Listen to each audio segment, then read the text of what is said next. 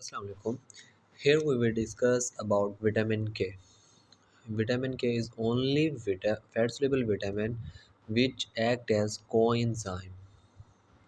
बाकी जितने भी फैट soluble विटामिन होते हैं उनका फंक्शन होता है एज हार्मोन। जैसे हार्मोन वर्क करते हैं सेम मैकेनिज़्म पे फैट soluble विटामिन काम करते हैं। लेकिन जो विटामिन के है ये एज अ कोएंजाइम एक्ट करता है, जैसे कोएंजाइम वर्क करते हैं। जैसे वाटर सॉल्युबल विटामिन्स भी कोएंजाइम के तौर पर ऐड करते हैं, तो विटामिन के भी कोएंजाइम के तौर पर ऐड करता है। अब इसकी बहुत सारी फॉर्म्स होती हैं, जैसे फिलोक्विनोन K1 जिसको नाम देते हैं, ये प्लांट्स में पाई जाती है। जो हमारे पास मेनोक्विनोन है K2 कहते हैं, ये इंटेस्टाइनल बैक्टीरिया इसको फॉर्म करते हैं। लार्ज इंटेस्टाइन में बहुत सारे बैक्टीरिया मौजूद होते हैं ह्यूमंस में, वो ये वाली फॉर्म को जनरेट करते हैं जिसको K2 कहते हैं। उसके बाद मेनोडायोन, ये सिंथेटिक फॉर्म है जो कि लैब में तैयार की जाती है। ये दोनों नेचुरल हैं, ये नेचुरल फॉर्म है और ये वाली हमारे पास सिंथेटिक फॉर्म है। जो हमारे पास ये कोएंजाइम है के तौर पे ऐड करते हैं, तो इसकी जो कोएंजाइम एक्टिव फॉर्म है वो हमारे पास होती है हाइड्रोक्विनोन। इसको रिप्रेजेंट करते हैं के एस्ट, के मीन विटामिन के और एच मीन हाइड्रोक्विनोन। अब इसका फंक्शन क्या होता है, ये जो पोस्ट ट्रांसलेशनल मॉडिफिकेशन होती है प्रोटीन्स की उसमें ऐड करते हैं। ट्रांसलेशन मीन ये होता है कि मैसेंजर आरएनए से प्रोटीन का बनना, राइबोसोम ये काम कर रहा होता है। अब जब प्रोटीन बन जाती है, फॉर एग्जांपल ये अमीनो एसिड है, ये अमीनो एसिड है, ये आपस में अटैच हो चुके हैं, पेप्टाइड बॉन्ड बन गए हैं, प्रोटीन बन चुकी है, मैसेंजर आरएनए के मुताबिक बन गई है। उसके बाद इसकी मॉडिफिकेशन होती है, मतलब ये अमीनो एसिड है, इसके अंदर फॉर एग्जांपल मैं OH ग्रुप ऐड कर देता हूँ, यहाँ पे मैं कोई कार्बोक्सिल ग्रुप ऐड कर देता हूँ, कोई भी चीज़ ऐड कर देता हूँ, तो मैंने इसकी मॉडिफिकेशन कर दी है। अब ये मॉडिफिकेशन ट्रांसलेशन होने के बाद हुई है, इसलिए इसको नाम देते हैं पोस्ट ट्रांसलेशनल मॉडिफिकेशन। तो पोस्ट ट्रांसलेशनल मॉडिफिकेशन में विटामिन के का रोल होता है। अब देखिए यहाँ पे प्रोटीन के अंदर अमीनो एसिड मौजूद होते हैं। अब वो प्रोटीन जिनके अंदर ग्लूटामेट मौजूद होता है, ग्लूटामिक एसिड एक अमीनो एसिड है। अब देखें ये ग्लूटामिक एसिड का मैंने स्ट्रक्चर ड्रॉ किया है। कार्बोक्सिल ग्रुप मौजूद है, कार्बोक्सिल ग्रुप के साथ जो कार्बन होती है इसको कहते हैं alpha carbon, and this is beta carbon, and last one is gamma carbon. अब गैमा कार्बन जो है यहाँ पे एक कार्बोक्सी ग्रुप पहले मौजूद है। तो अब जो हमारे पास ट्रांसलेशन हो गई है, उसके बाद ट्रांसलेशन होने के बाद इसकी मॉडिफिकेशन होती है। मॉडिफिकेशन ये होती है कि जो हमारे पास गैमा कार्बन है, इसके गिर्द एक और कार्बोक्सिल ग्रुप को ऐड कर दिया जाता है। अब जो इसको ऐड करता है वो एंजाइम है गैमा ग्लूटामाइल कार्बोक्सिलेज।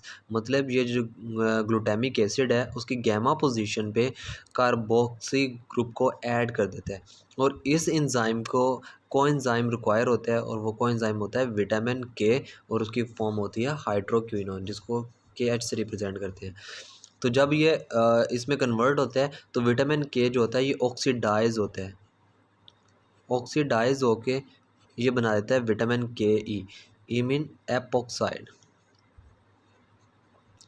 तो विटामिन के ऑक्सीडाइज होके बन जाता है विटामिन के एपोक्साइड।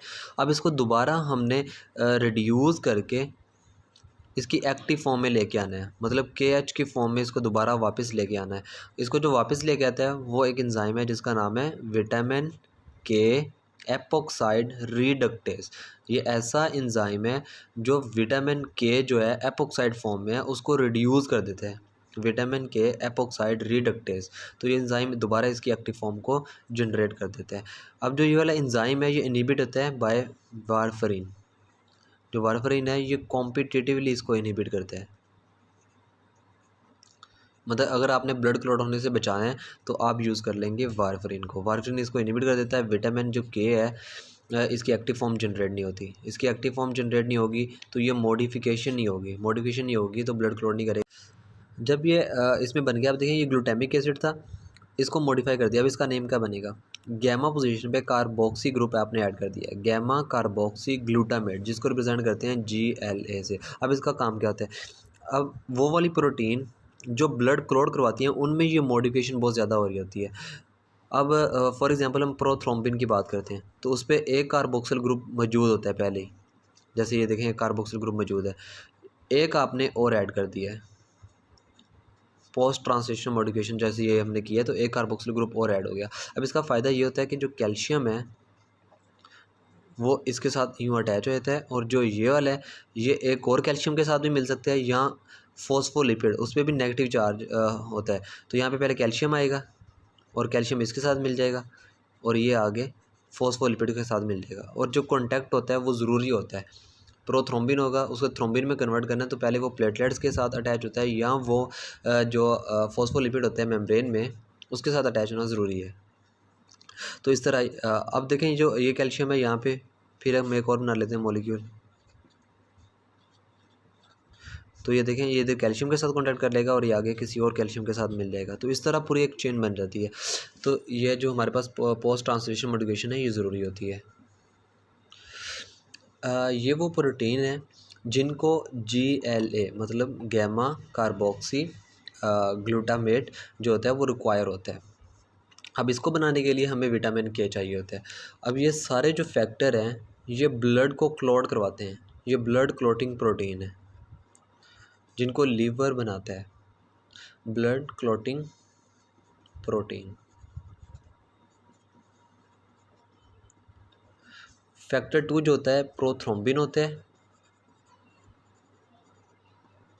जो फैक्टर 7 होता है ये प्रो कन्वर्टिन होता है। और जो फैक्टर 9 है ये हमारे पास होता है Christmas factor. And next factor जो 10 है ये स्टोर्ड पावर।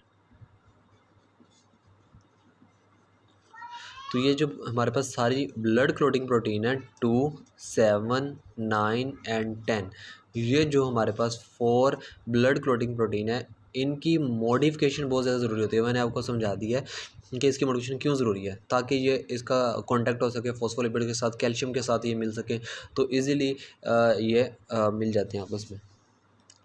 तो इनको रिक्वायर होते हैं GLA, जिसको बनाने के लिए हमारे पास विटामिन के चाहिए होता है। तो जब विटामिन के नहीं होगा, इसकी डेफिशिएंसी हो जाएगी तो ब्लीडिंग टेंडेंसी इंक्रीज़ हो जाएगी। मतलब जब कोई इंजरी वगैरह होगी तो ब्लड लॉस होता रहेगा, ब्लड क्लॉट नहीं करेगा। तो ये हमारे पास ये बात आ गई। उसके बाद प्रोटीन C एंड S ये जो होती हैं ये एंटी काउगुलेंट होती हैं, मतलब ब्लड को क्लॉट होने से बचाती हैं। तो इनके लिए भी जो विटामिन के होता है वो ज़रूरी होता है, क्योंकि इनको ये रिक्वायर होता है। इस तरह ऑस्टियोकैल्सिन जो होता है बोन में मौजूद है प्रोटीन, तो इसके लिए भी GLA रिक्वायर होता है।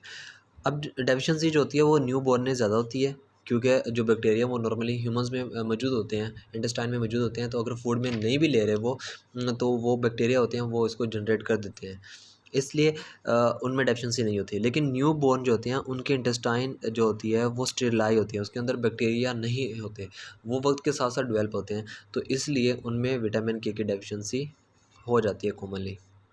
अगर टॉक्सिसिटी हो जाए तो फिर क्या होता है। अब देखें जो न्यू बॉर्न है उनमें विटामिन के नहीं आ रहा, तो हम इसकी जो सिंथेटिक फॉर्म है वो हम यूज़ करेंगे, that is vitamin K3 menadione. ये फॉर्म हम यूज़ करते हैं। लेकिन इसका एक डिसएडवांटेज है, जब आप एक लंबे अरसे के लिए इसको यूज़ करते हैं तो इसका असर होता है cell membrane of the red blood cells. Red blood cells के जो सेल मेम्ब्रेन है उस पर ये अटैक करती है, और के पॉजिटिव आयन की जो परमीबिलिटी है उसको इंक्रीज़ कर देता है, जिसकी वजह से जो पोटेशियम है वो लॉस होने लगता है सेल से। लॉस होगा तो सेल जो होगा कंस्ट्रिक्ट हो जाएगा, ब्रस्ट हो जाएगा, और ये इसकी हीमोलाइसिस हो जाएगी। तो इसलिए जब ज़्यादा यूज़ करते हैं K3 तो हीमोलिटिक अनीमिया हो जाता है। हीमोलिटिक अनीमिया होगा, ब्लड ज़्यादा टूटेगा, तो हीमोग्लोबिन जो हमारे पास बिलीरुबिन वो ज़्यादा बनेगा। बिलीरुबिन का लेवल जैसे ब्लड में ज़्यादा हो जाए उसे नाम देते हैं जॉन्डिस का। तो जॉन्डिस हो जाएगा और उसके साथ हीमोलिटिक